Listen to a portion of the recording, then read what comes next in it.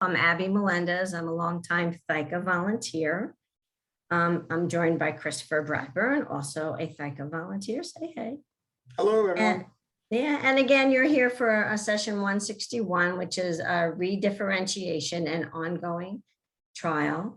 And joining us is Dr. Alan Ho, oncologist from Mount Sinai. Oops, wrong one. It does begin with an M, but it's Memorial Sloan Kettering. Chris, you want to share his bio a bit? Yeah, sure. Let me tell you a little bit about Dr. Alan Ho here. He is an MD, PhD. He's a medical oncologist at Memorial Sloan Kettering Cancer Center in New York City and New York State. He specializes in the treatment of, I know, that's what it says. He specializes in the treatment of head and neck malignancies, specifically cancers of the salivary glands and thyroid. Dr. Ho earned his medical degree at Washington University in St. Louis, where he graduated Phi Beta Kappa. He did his residency at Weill Cornell, New York Presbyterian, and fellowship at Memorial Sloan Kettering Cancer Center. He specializes in the management of head and neck squamous cell carcinomas, thyroid cancers, salivary cancers, and non-melanoma skin cancers. His research is focused on the translational science of developing novel therapeutics for these malignancies. He's the principal investigator of 2 NIH grants. His research interest lies in the translating emerging scientific knowledge of these diseases into new drug therapies. So with that, we welcome Dr. Ho. Thank you. Thank you so much. I'm a medical oncologist, and as Chris was just saying, one of my primary interests is in developing new drugs to treat thyroid cancer. And traditionally, what that means is really running clinical trials in patients whose thyroid cancers have come back and are no longer sensitive to radioactive iodine or radioactive iodine refractory disease. And so that's primarily what I'm going to be talking about. One of the things that Memorial has led the way on are developing these new treatments where we're using drug therapies to make radioactive iodine work better or to restore the ability of radioactive iodine to work in thyroid cancer patients. So some of you who are coming from Dr. Bukai's talk, there is some overlap in terms of what I'll be speaking about, but I want to really build upon what she was talking about with redifferentiation and present to you at the end this new trial that we're doing. And as we go along, please enter questions as you've been instructed, and we can stop and go as we go and answer questions as we go. But one of the things I wanted to really do here is that, this new clinical trial that we're doing at Memorial, we are applying for, FDA funding to try and get it going. And one aspect of that grant and one aspect of that mechanism is to be sure that we are soliciting from real patients like you kind of feedback on what the trial's about, how the trials are run, and the objectives of those trials. So in some ways, I'm here to answer your questions and that sort of thing, but I'm also here to kind of get feedback from you on the trials that we're doing and the things that are important to you, so that when we do these trials, they really do address patient concerns. Okay, so I'm sorry, let me just. So I have a few slides here, and like I said, this is really to guide the discussion. If you have questions, let me know. And again, a lot of the background stuff here are things that have been probably talked about already or you already know about, so bear with me. And so one of the things that I'm going to talk about here is just defining what RI refractory disease is, standard management of RI refractory disease, and how this kind of therapy, this trial program we're running at the center fits into the standard therapies, or we hope it will fit into the standard therapies. So just to start, as I'm sure all of you know, there are many different types of thyroid cancers. So what I'm going to be talking about specifically are the thyroid cancers that come from the follicular cell in the thyroid gland. The reason why that's important is because all these cancers that come from the follicular cell in the thyroid gland, as opposed to other cells that are also in the thyroid gland, is that they're biologically different, okay? And of course, The most common is papillary thyroid cancers, and the others are these subtypes. And the reason why it's important to know that these thyroid cancers come from the follicular cell specifically is because the fact that papillary thyroid cancers, follicular thyroid cancers, the fact that radioactive iodine is a useful therapeutic in these tumors is exactly because they come from the follicular cell, because the follicular cell in the thyroid is what is responsible for soaking up and absorbing iodine. So when those cells go from normal to cancerous, they obviously adopt a lot of changes, but one of the properties that those cancers retain from the original follicular cell is the ability to soak up iodine. And so when this was recognized, more than 50 years ago, the thought then became, well, if these tumors soak up iodine, and very few other organs do, if we make that iodine radioactive, maybe we can use this as a way to deliver radioactivity to that tumor in a selective way and kill the tumor. And that's how the use of radioactive iodine was born in the disease. And so again, the reason why radioactive iodine, or the isotope we use for treatment, of course, is I-131, is used in thyroid cancers is because they retain this ability from follicular cells to soak up and concentrate iodine. And we use this as a way to deliver radioactivity. Now, the fact that you can deliver radioactivity as a treatment is one thing, but you can also use it to image. And I'm sure many of you have done whole body scans or iodine scans. And the difference there is that you can use small tracer doses of radioactive iodine, do an image, and then you can see where that radioactive iodine goes in the body, and that depicts where the tumors are. In this particular patient, you can see there are tumors in the lungs, in the neck, and in the lymph nodes, okay? So that's how we use radioactive iodine clinically, both to treat thyroid cancers in many different settings, as well as to image it as well. And there are a lot of different iodine isotopes, but I-131 is the main one we use for treatment and for imaging typically. The other thing I want to get across to you here is because of how useful it is as an imaging tool and as a treatment, we also know that tumors that take up radioactive iodine and tumors that don't are really two distinct clinical entities, okay?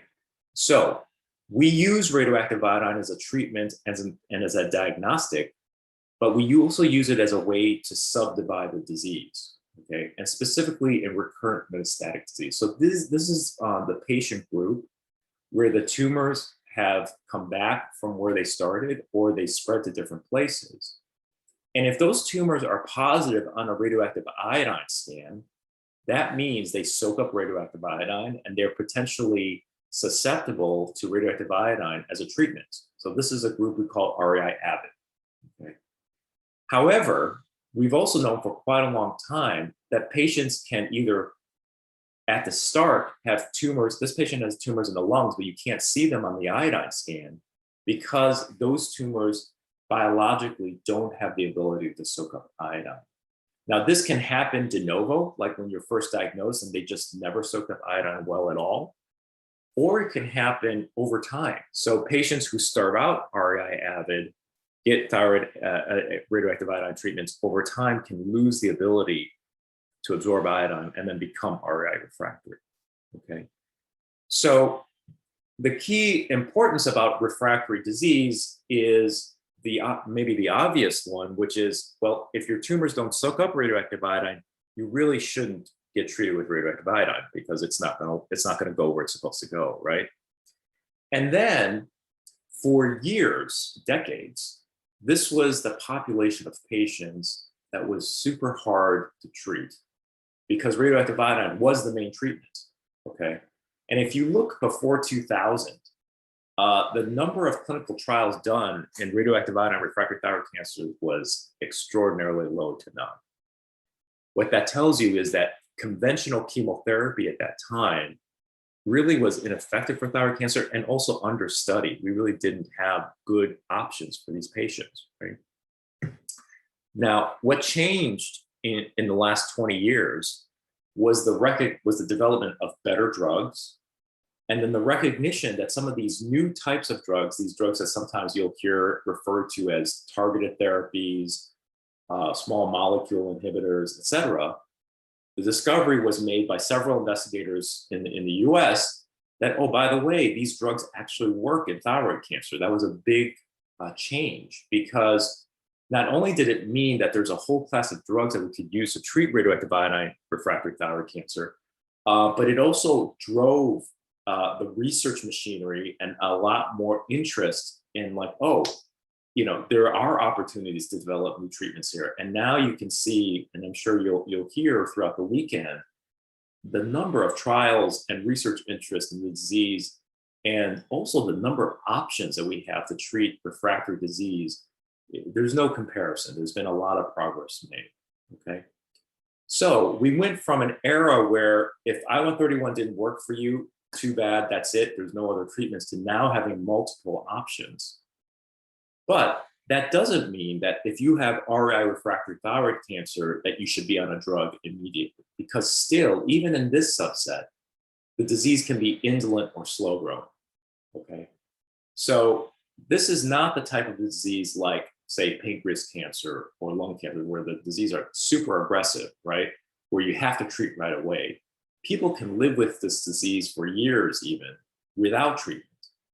And so now that we have a lot of good treatment options, sometimes the clinical dilemma is not so much what drugs to use or what treatments are available, but deciding when to treat patients with drugs, right? Because the one thing you have to keep in mind is that when we start these drugs, you keep patients on them in an open-ended fashion. So you keep patients on them as long as they tolerate them and as well as they're working. Eventually they lose effectiveness, but as long as they're working, you keep them on them. So, you know, before committing patients to doing something like that, you want to be sure that their disease actually is growing and that they'll actually benefit, okay? So one of the main drugs that I'm sure you've heard about is Lymphatic, okay? This is what we call a waterfall plot from the clinical trial that led to the approval of Lymphatic for thyroid cancer. And the way you read these is that each one of the bars that are represented here represents one patient, okay? And what they're basically showing you here is among a select number of tumors that they analyzed in serial scans, what is the maximum change in the tumor when the patients were on the drug, okay? So this patient here, what this represents is that this patient's best response on lenvatinib was 100% reduction in the size of those tumors. The tumors disappeared, okay? So everything below zero below zero represents the patients whose tumors shrunk, okay? So you can see that almost everybody had some kind of tumor shrinkage with lenvatinib, okay? There are only very few people whose tumors grew through it on the drug. This is a very effective option. When they say major response rate 65%, what they're really referring to is the percentage of patients who not only had a tumor regression, but whose tumor regression was greater than 30%. So see this line? That's why you always see a line on these plots. They're there to delineate the major responders, and these are all the major responders, okay? But if the drug is so effective, why aren't we just putting everyone with RA refractory thyroid cancer on them? I gave you some reasons, but the other reason is because the drugs are very effective, but they don't cure people, okay? So they don't like eliminate the cancer so it never comes back again. They are very effective for shrinking tumors, keeping tumors under control, but they're not curative. If they were curative, of course, everyone should just be on them for 4 months and then we'd be done, right? But that's not the case. The second one, of course, is that they all can be managed and tolerable, but they do have side effects. So there's a cost side to doing these drugs, right? And so when you every time you see your doctor and if you have refractory disease and you're kind of getting assessed in the clinic, it's really this assessment about risks and benefits. What are the benefits of starting treatment at that time? And then what are the risks? And then that decision making is what determines, okay, let's just keep watching versus let's treat, okay? And this third point is the reason that we have to figure this out for every individual patient is because even though as a group, as I told you, you can have indolent and slow-growing disease, everyone's disease is distinct and different. And also, the behavior of the diseases can change over time. So you have to make these decisions through surveillance scans and seeing how the patient is, et cetera. So the basic paradigm when we look at refractory patients is we will just think about starting these drugs if your disease is growing significantly. Minor growth we still watch, or we're worried that you're going to have symptoms related to your disease soon or presently. So then you think, okay, these are reasons why treatment should start. Now, even though that seems very straightforward and basic, of course, when you read this paradigm, you can see how there's a lot of clinical judgment that goes into it, right? Because there isn't like some formula that we plug people into and say, this person should get treatment, this person should not. And the truth of the matter is, different medical oncologists who give out drugs and treat patients can have different views about when the right time to start is, okay? And I just did want to highlight some work that's being done at Memorial to try to tackle this problem, because what we really want is an objective measure that says, okay, if your tumor is growing at this rate, then we know that you'll benefit from drug therapy. Now's the time to start. And one of the ways that is trying to be kind of developed in this vein is work done by Mike Tuttle and Mona Sabra, two of the endocrinology researchers at our institutions, where they're looking at patient scans and really they're building these models and paradigms about how the doubling time of tumor metastasis might be used to kind of get insight into how patients' courses are going to go, and use those numbers to predict who should get treated and who should not. Right? So that's something that we need to develop as a field, is like a little bit more of an objective measure that correlates to survival, that correlates to progression, that then we can use to maybe make this decision making a little bit more objective. Okay, so now getting to like kind of the research program. So I told you, like, this is what refractory disease is. I told you how we manage it. Sometimes we watch it. We make decisions about when to start the drugs. When you start the drugs, they're given in an open-ended fashion. So what's the point of radioactive iodine, right? So this is where we start in refractory disease. This is a patient this is not an iodine scan. You can see he has lung metastases that are not showing up on the iodine scan. Okay, so this is refractory disease. So there's been a long-standing question in the field, which is, if you took someone like this, a patient like this, could you do something? Could you use a drug that would convert someone's iodine scan from this to this, right? And what is the value of that? The value of that then means that this patient, who typically would not qualify for an iodine treatment, would now qualify for iodine treatment. And that's one of the key things about refractory thyroid cancer that should also be emphasized, is that we always want to make sure your armamentarium of therapies is as big as possible. You want as many options as possible, right?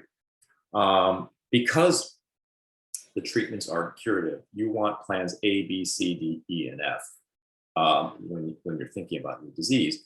And if we could make radioactive iodine one of those options, all the better, okay? I'm not going to go in detail on this slide, but this kind of, in a cartoon form, illustrates what I was talking about before. So, this is a slice through a normal thyroid gland. Okay, so a normal thyroid gland has all these follicles. These are called follicles. And in the middle of these cells that form this ring is this proteinaceous material called colloid. Okay, and it's through this process, this structure, that each one of these follicles creates thyroid hormone. Okay. And in this cartoon are all the proteins and genes involved in thyroid hormone production. Why is that important? Well, the reason why follicular cells, as I told you, thyroid glands absorb iodine is because they use that iodine to create thyroid hormone. Okay. And so it's these proteins and genes that you find in normal follicular cells that if you check in cancer cells, they're still there, right?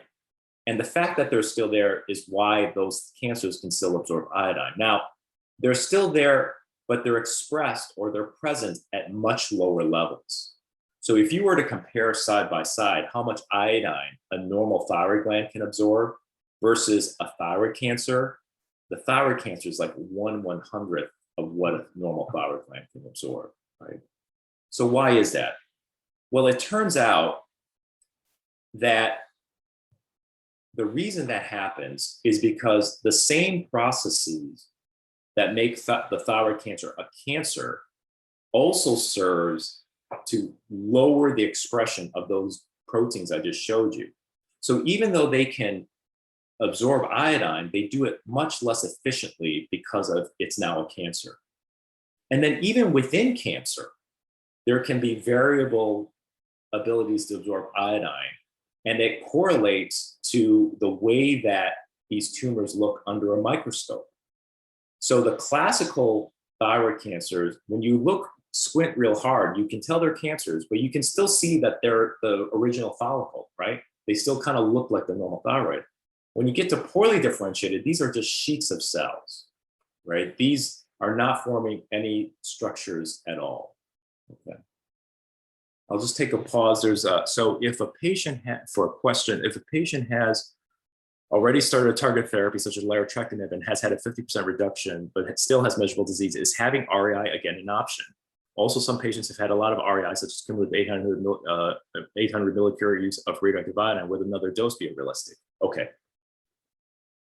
This is an excellent question. And I'm gonna, if it's okay, I'm gonna get back to this question because the answer will make a little bit more sense as we kind of go along, okay?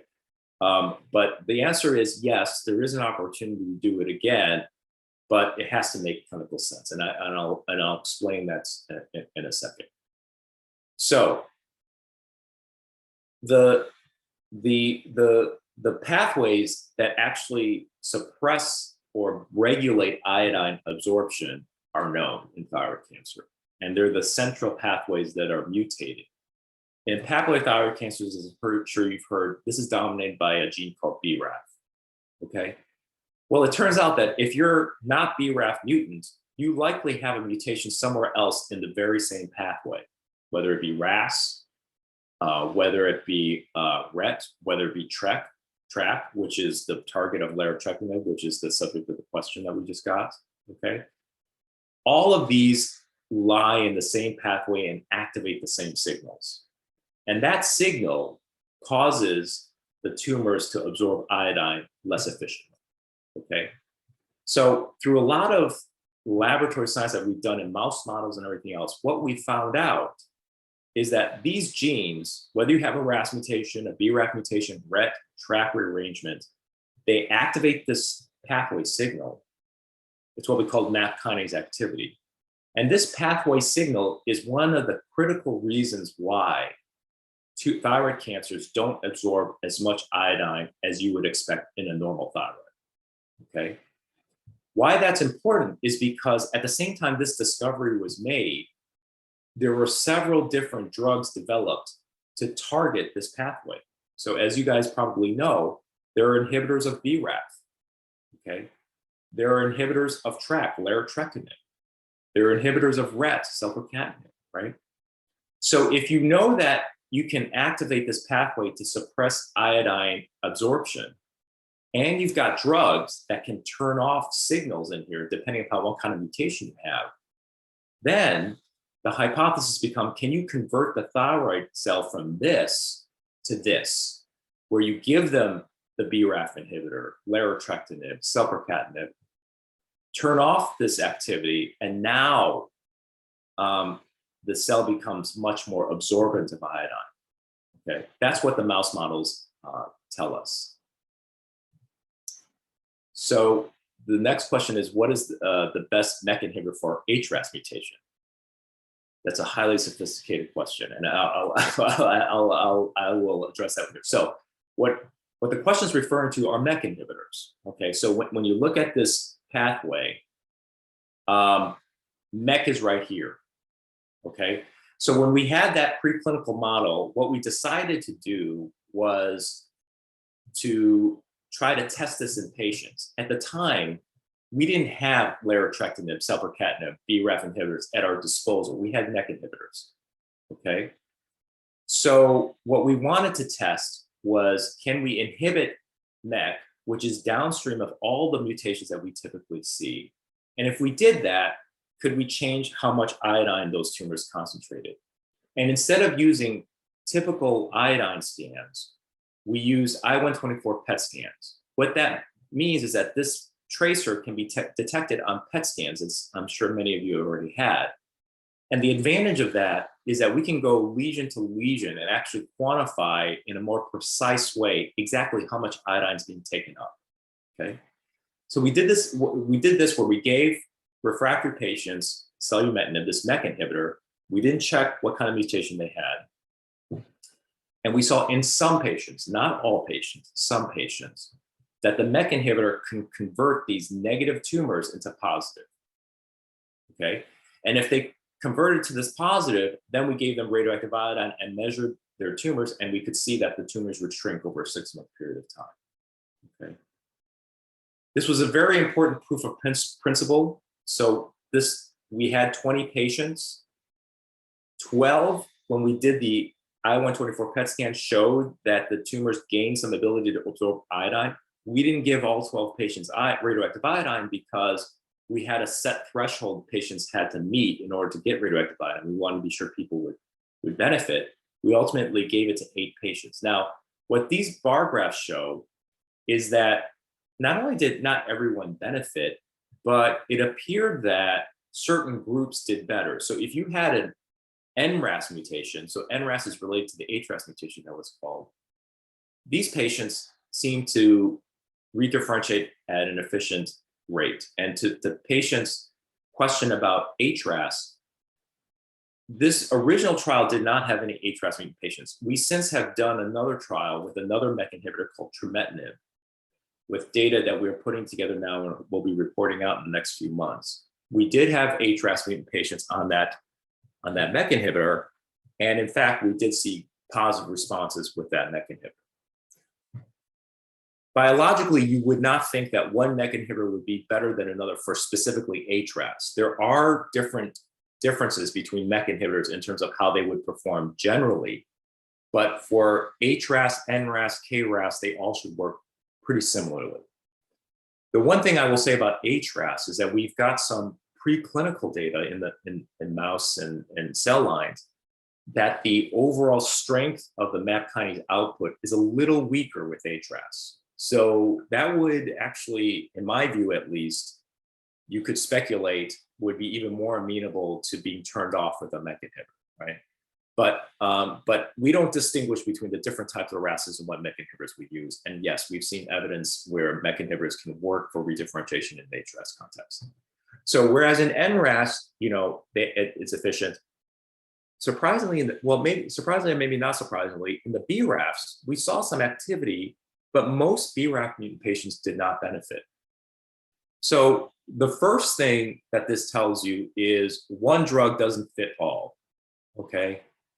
And the second hypothesis this comes away with is, well, then maybe what we need to do is tailor the drug that we're using to the specific gene mutation the patient's tumor has. A BRAF mutant patient should be treated with a different drug than an NRAS mutant patient, okay? So what that led us to do after that initial trial is that we did several other trials. And every one of the trials that we did after that, not only was looking for refractory patients, but looking for refractory patients of a certain tumor mutation. So we had a couple of trials where we looked just at BRAF mutant patients and treated them with BRAF inhibitors. The first one we did was with the drug vemurafenib. And here you could see the rates at which we found vemurafenib work to restore iodine avidity were higher than what we saw with the MEK inhibitor. Not perfect, but higher. And then we've gone on to do combinations, meaning like we put the BRAF inhibitor with another drug to make it better. In parallel, other groups have been doing this. So Lori Worth and John Rothenberg, like their group at MGH had done a dabrafenib study similar to what we had done, showing similar results where that BRAF inhibitor worked in BRAF mutant patients.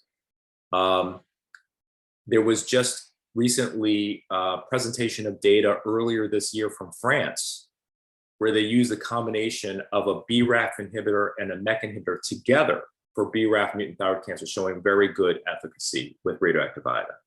Okay. Now going back to the first question.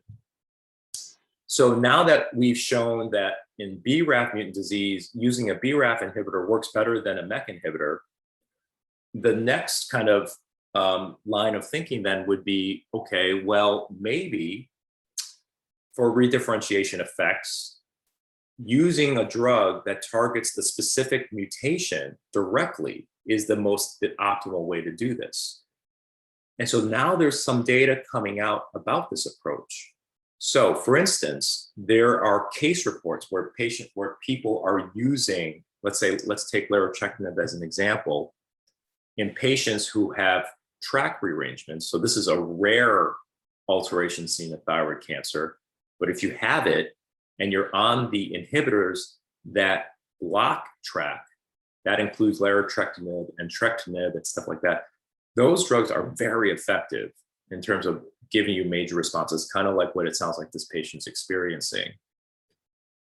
And there was a case report, a pretty high profile case report that was published about a year and a half ago now, where they took a patient with a track rearrangement, put them on larotrectinib, and just because they were wondering, did an iodine scan and saw, oh my gosh, larotrectinib restored iodine avidity in that patient, right? So we haven't done a trial with a track inhibitor yet, but it would kind of make sense given what we saw with BRAF, given our experience with MET, that for track rearranged patients, if you wanted to try this redifferentiation approach, those drugs would maybe work the best. We don't have the clinical trials that tell us that's true yet, but that would at least be the idea. Now, getting more specific to that first question, so if he's having a 50%, if he or she is having a 50% reduction on larotrectinib, should they have radioactive iodine again? And that's a tough question, because on the one hand, those drugs are highly tolerable, meaning that most patients don't have huge problems tolerating those drugs, and they're highly effective.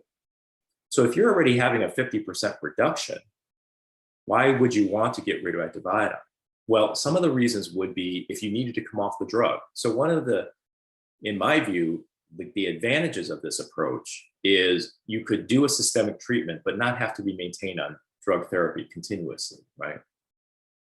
The risk of that is you never really know how well the radioactive iodine works until you try it, right? And if you're already having such a good response, typically what I do in this situation is just keep people on the drug, okay?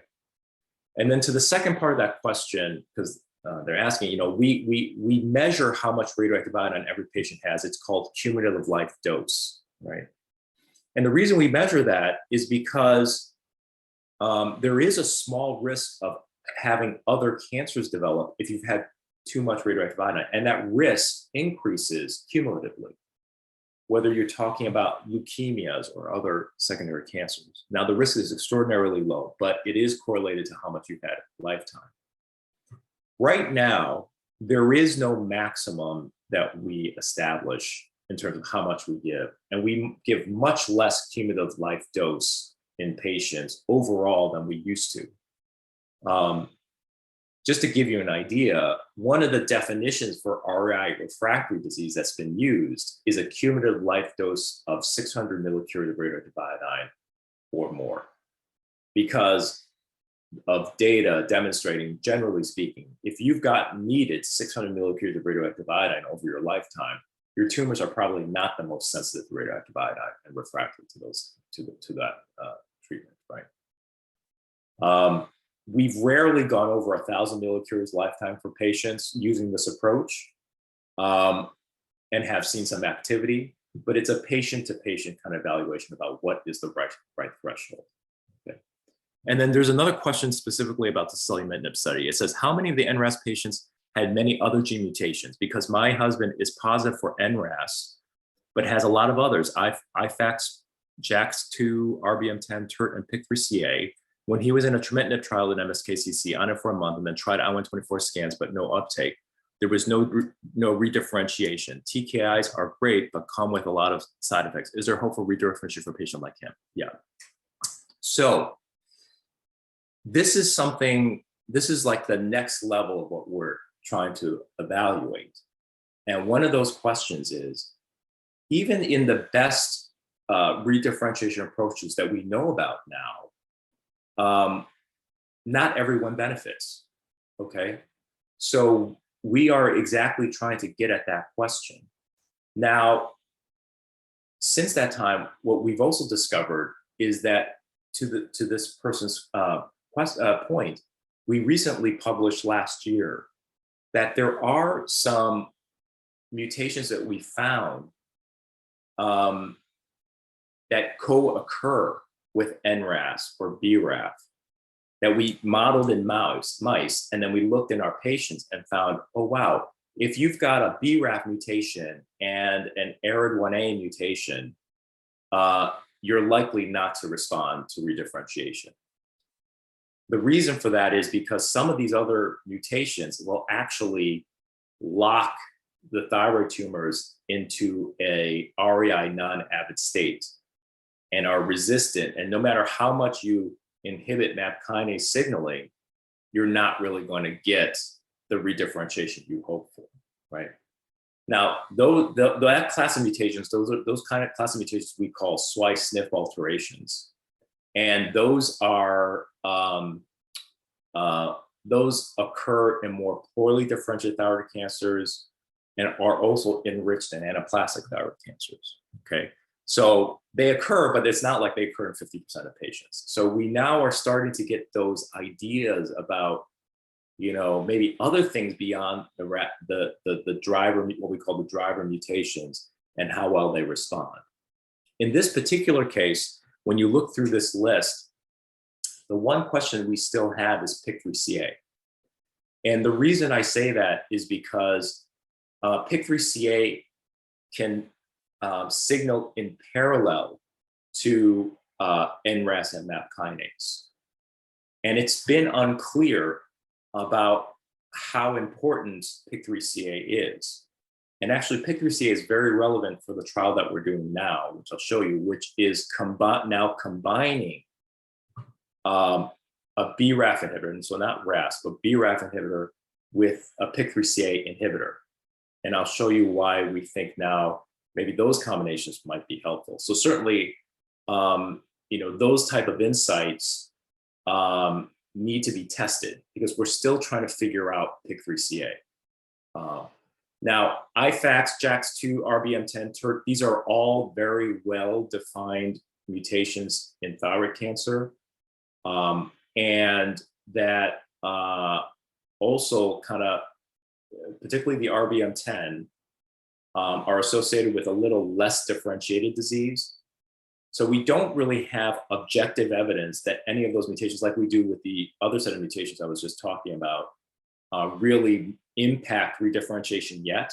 But you could speculate, well, maybe the reason it didn't work out is because RBM10 is enriched in less differentiated tumors, et cetera. And the very last point here that gets really deep in the science is looking beyond the genetics, because actually this is a good time to show this. So, you know, this BRAF paper that we had, the first I-124 scan before people got the BRAF inhibitor, this is the iodine avidity we saw. It's basically completely negative, right? So obviously these are RI refractory patients. There's no iodine avidity. And then when you take all the patients and you took every one of their tumors, each one of these dots is a tumor in a patient's body, and measured how much iodine concentrated with the vemurafenib, well, you see, oh, good, you know, a lot of tumors converted. But what you see is that there's a huge spectrum. Some converted really hot, and others converted kind of halfway, and others converted low, okay? So what this tells you is that even within a patient's body, the tumors are heterogeneous. And what we need is a measure beyond the genetics, right, but actually a quantifiable measure of what makes this tumor different than this tumor, right? And can we identify this tumor from this tumor when we're in this state? You see, can I predict that this particular tumor is the one that's going to become this, or that this particular tumor is going to become this? Because on the iodine scan, you can't distinguish them, right? So we need to distinguish them on a molecular level. What we found here is that when you took the patients whose BRAF worked and patients got radioactive iodine, their overall thyroglobulin before they started the trial was higher than the patients who failed the vemurafenib. Okay. Why is that important? Well, thyroglobulin is another one of these things that we, of course, measure in the serum to kind of track your disease. But the reason why thyroid cancers produce thyroglobulin is because that's one of those follicular cell genes that I showed you in that cartoon. Okay. So here, the fact that the tumors with higher thyroglobulin did better with redifferentiation tells us something. It tells us that these tumors were probably more differentiated to begin with because they have more expression of those follicular cell genes to begin with. And so one of the things that we're trying to do is, okay, well, can we on a molecular level characterize the tumors that all look the same on an iodine scan and say, oh, this tumor is more differentiated, so I can predict that we're going to do well with redifferentiation. Or that this tumor, the TG level is low or the differentiation status looks low, it's going to be more around in this area. Okay. And we have some evidence right now as we're looking through our data that says that could be potentially predicted. But the thyroglobulin differences we saw between the two groups in this initial study also points to the fact that we may be able to mark differentiation in these tumors before we even embark on differentiation to predict how well people will do. Okay. So this is the last part of it, and this kind of gets the PI3K thing. Just wanted to let you know, Alan, we have about 15 minutes, okay, thereabouts. Sure. So everything we have been focused on, actually, if I go back to the cartoon, oh, I'm sorry, actually I had it here, has been this side of the equation, uptake, okay? What can we do to increase iodine absorption, right? The other side of the equation is what we call retention. So remember, the whole point of radioactive iodine is to deliver it into the tumor, but it has to stay in the tumor, right? For the radioactive iodine to cause DNA damage that will then lead to tumor cell death. So it turns out that MAP kinase, all those inhibitors that I just showed you, the MEK inhibitors, the BRAF inhibitors, and likely larotrectinib, and to some extent, selpercatinib, they influence this side of the equation. They increase uptake. But it turns out in the mouse models, the half-life or the duration at which the iodine is kept in the tumors are still impaired, okay? So even though you take up the iodine in some tumors, it gets effluxed or rejected from the tumor very quickly. You don't have it in the tumor long enough to cause death, right? So that's why we're doing this particular trial, because what we have seen in the mouse models is that this side of the equation may be regulated by PI3K. So this mutation that we were just talking about in this patient who was on the trametinib trial and didn't get redifferentiated. And now you don't have to have a PI3K mutation, but in the context of BRAF mutations, if you block PI3K with the BRAF, you can now improve uptake and retention. So we're testing this in a clinical trial now. The problem is when you put two drugs together, you increase side effects, Okay, and particularly this kind of drug combination has been tested before, and some combinations have worked out and others have not. Okay, so in order to minimize side effects for patients, all of our prior trials was giving the drug for a minimum of 4 weeks and a maximum of 6 weeks. This trial, we give the vemurafenib just for 7 days, and in the second week, add the PI3K inhibitor, which is called propanlicid. So in total, patients are on drug for 2 weeks.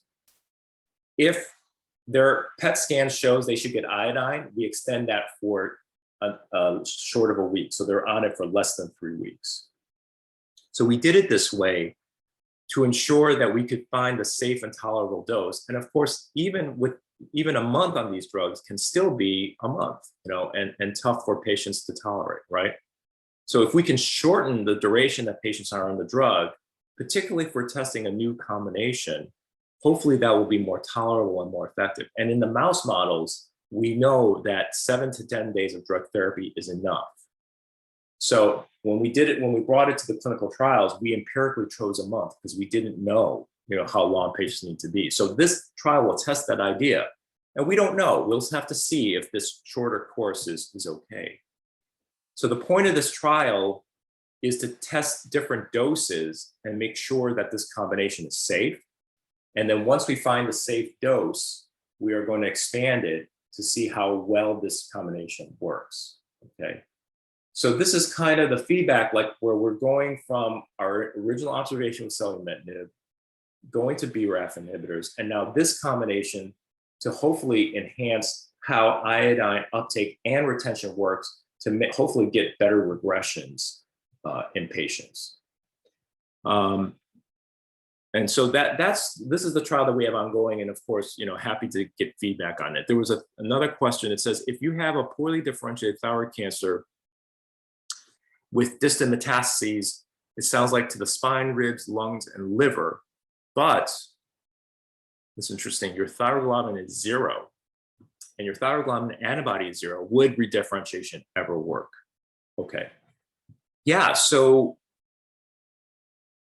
what I will tell you is that our understanding of all these parameters and predictors is incomplete at this point.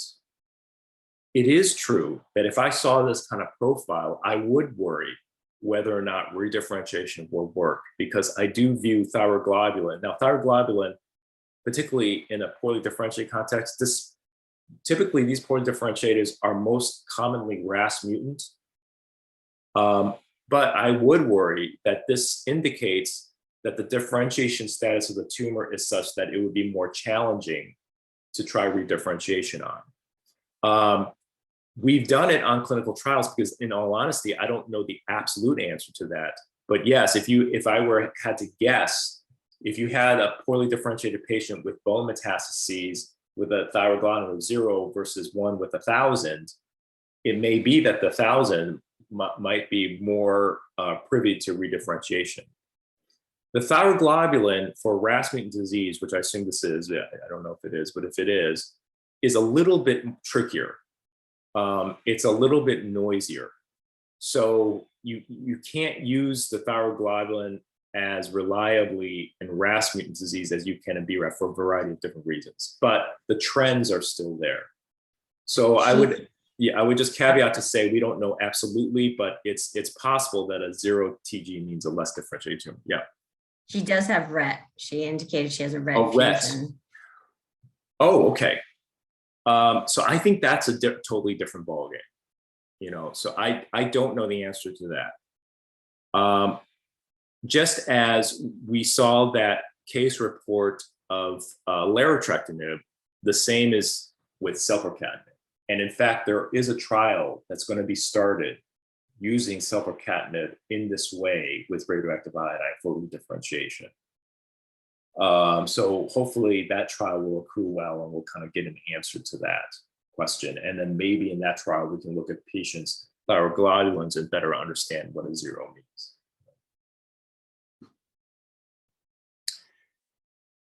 So here's a question: why do you choose vemurafenib over dabrafenib? So no reason specifically. Dabrafenib works just as well as vemurafenib. In all honesty, at the time, that was the sponsor that was willing to work with us on this trial. In terms of redifferentiation, I don't think that there's a true difference between vemurafenib or dabrafenib. Vemurafenib and dabrafenib do have differences in side effect profiles, okay? Slight differences. And there's a general feeling in the field that dabrafenib is a little bit easier to tolerate from vemurafenib. I'm not so sure that's exactly true, but in terms of the trials, could we have done the same studies with dabrafenib? Yes, we could have. And now we have data from other groups with dabrafenib alone and other combinations that show that that works. Okay.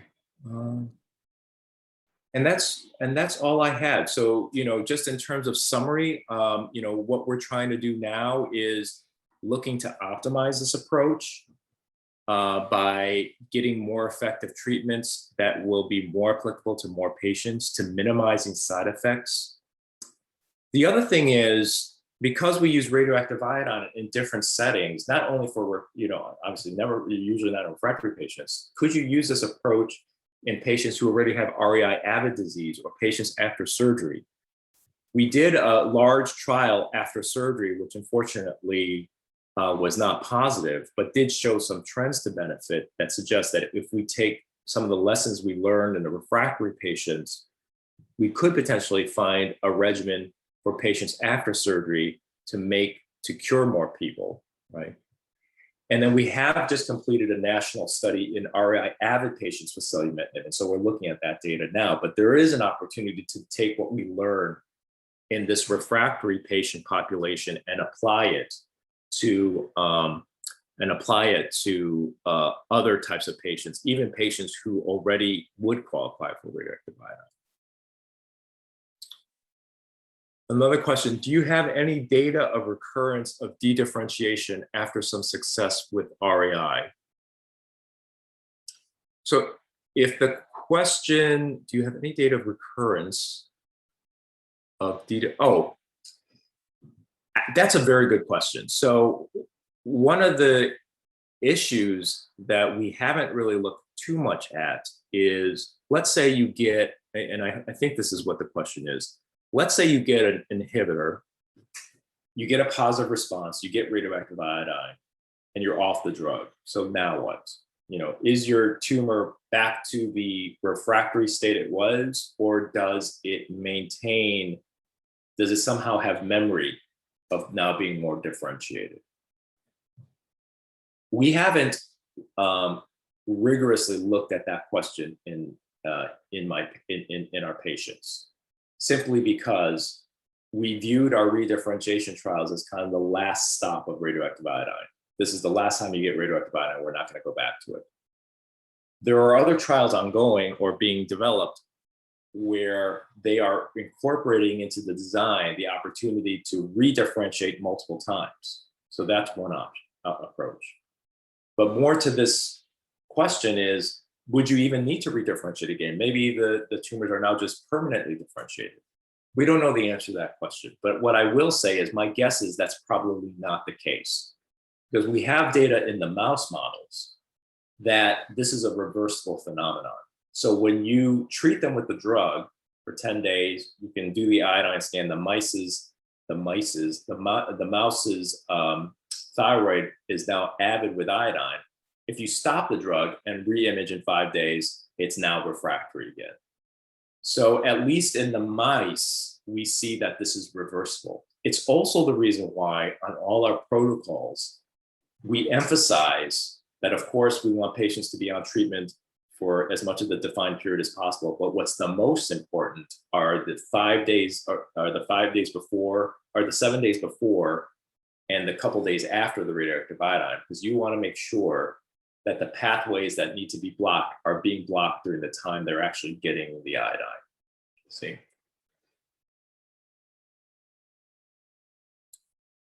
Okay. Well, we just have a few minutes left. Happy to take any other questions if there are any.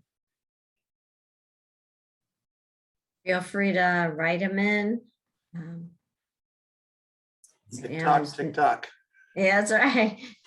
There, you know that you're not ever able to just go to a doctor and say, "Hey, doc," and give him a list of questions, unless you're at a ThyCa conference. ThyCa conferences are known, and obviously, doctor, oh, there's a question. I don't want to waste time. So, how can you participate in a trial? Yeah, that's a good question. So you have to be treated at the center that's doing the study, right? So I mean, you know me now, so you could come to Memorial, and we have a variety of different trials, and we kind of go through the menu of trial. Well, when you come to Memorial, the first question is, do you need treatment?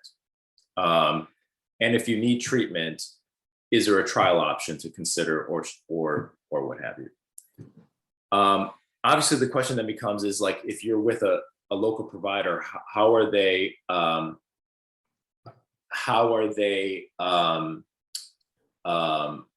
going to be informed of what trials there are? And some providers are more in tune with thyroid cancer trials that are going on nationally and internationally, and some aren't. If you just go to clinicaltrials.gov and type in thyroid cancer, or even if you know what kind of mutation you have, it'll spit out all the trials that are ongoing right now. If you want a second opinion at any of the academic centers that are running trials, that would be another way to do it. And also, obviously, now the trial landscape changes every 6 months, but the thyroid cancer research community is a small one. We all know what each of us are doing usually. So I know what's going on at MD Anderson or University of Washington, or or MGH, that sort of thing. So if you're interested in that, asking your provider, getting a second opinion, these are the way to do it. And this other question, my cells take up iodine and spit the iodine out quickly. Is that rare? Well, the quick answer to that is we don't know for sure, because in the trials that we did, all the iodine scans were done at one time point. So you got the tracer, and then 2 days later we did the scan. So you were either negative or you were positive, right? We could quantify it, but you were negative or you're positive. We are now doing the scans 1 day, 2 days, 3 days, and 5 days after the iodine. And the reason we would do that is because now you can measure how long the iodine stays in the tumor, right? So the fact that your iodine spit out quickly, I know for a fact that you got that through serial images. So as we do more of this, as we do more of the serial images, we're going to have a better idea about the rates at which iodine gets taken up and gets spit out, basically. And no, that would not preclude you from a trial like ours. But remember, the eligibility to be on a redifferentiated treatment or a trial goes beyond just the parameters of your tumor. The other aspect, which we did not talk about, is clinical parameters. So sometimes you'll see a patient's tumor growing too quickly. If it's growing really quickly, you may need to be on a continuous drug treatment, and the redifferentiation approach is not optimal for you, okay? Or what we are also getting a sense of, patients who have already been on TKIs, patients who have already been on other drug therapies, they are not as susceptible to redifferentiation. Now, we don't know that for sure, but that's something we're delineating. What would you recommend inhibitors to younger patients? Okay, so this could be the final question. So, whether young or old, the thing I would say to everyone is we have very effective standard drugs that can be given regardless of your tumor genotype. Lenvatinib, now the approval of cabozantinib, et cetera. So these are drugs that work regardless of what mutations your tumor have, and we have a whole list of those. What I would recommend, though, is that everyone get their tumors genotyped, okay? Because you should know whether your tumor has a BRAF mutation, a RAS mutation, et cetera, because those will then in most cases, tell you about other drug therapies that might be effective or other trials that might be applicable for you. Okay. And as I mentioned in the beginning, one of the important things about this setting of disease is not only knowing when to treat, what drugs are available, but also to making sure that your options are as big as possible. And the last one, I have BRAF V600E, disease is persistent, nodes and neck have been removed. Suspicious nodes and lungs are getting slightly bigger. What is your advice for treatment? Try inhibitor or wait. So it's super hard to kind of give you an opinion on this, but I will say that the things that have to be evaluated in that situation is your symptoms, the size of your tumor, their location, and the rate at which they're growing or not growing. And there are instances where even small amounts of growth, I'll just watch. But it's a very nuanced decision. So you need to kind of have a full consultation to kind of really know what the answer to that is. Okay. Thank you so much, Dr. Ho, for presenting this and answering all the questions.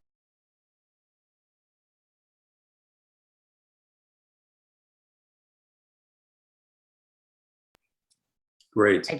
Yeah, so I think we can say thank you very much, and folks have a great evening, and because there is something that you can. Thank you for inviting me. It was and all the questions. I appreciate it. Thanks for the opportunity to present.